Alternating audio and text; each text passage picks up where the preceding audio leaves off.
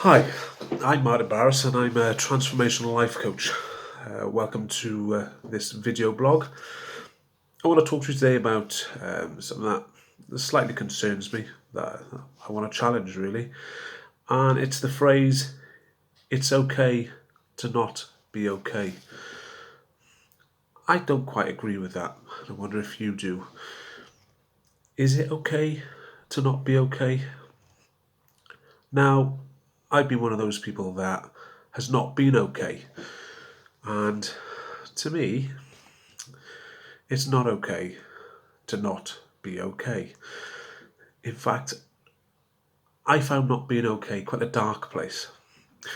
A place that I don't really want to go to again very soon, albeit it's always there. It never goes away. And it's one of those things that you have to nurture, that you have to keep a hold of, and you have to train for the rest of your life. It's almost like the video, and I'd advise anyone to watch it, the video of the black dog, where that black dog is yours for life. Because after all, they say a dog isn't just for Christmas, it's for life. And I've got my black dog. And yes, he was quite big at one point, and yes, he did overtake my life. And he made me feel real bad.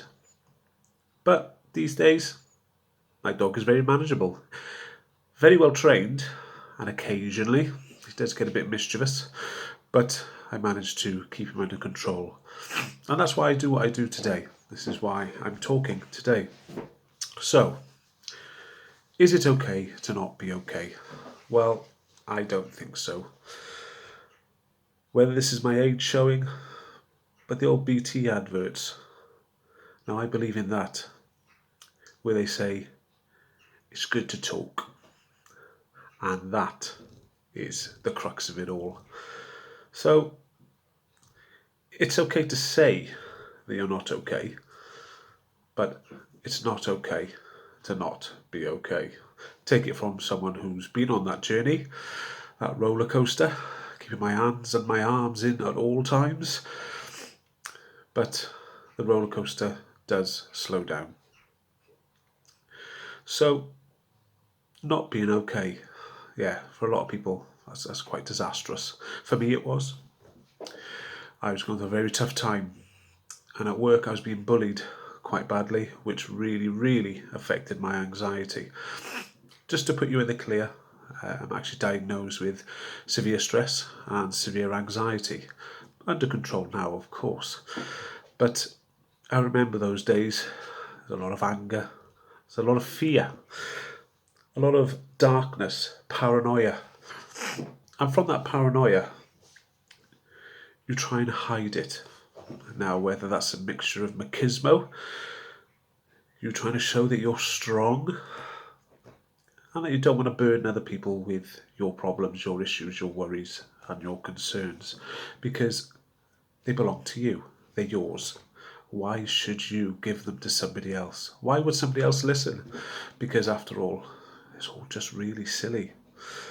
But I remember travelling to work. Now, my journey to work used to take me about 20 minutes. I'd drive in the car on the way to work. And of course, that's where a lot of my stress and my anxiety was.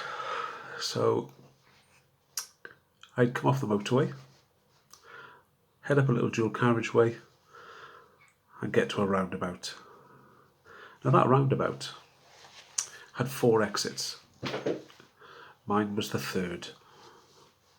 So, as I would normally do, put the indicator on, turning right, get to the roundabout, and I'd take 3 laps of that roundabout at least.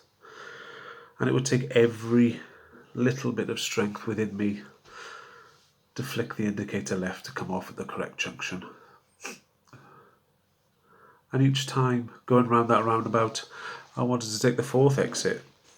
I'd scurry off back home where I felt safe and secure. But no, I pushed myself.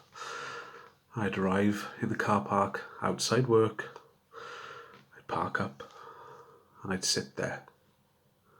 And my thoughts would gather and my thoughts would start to control me. And then my thoughts would lead to tears, floods of tears.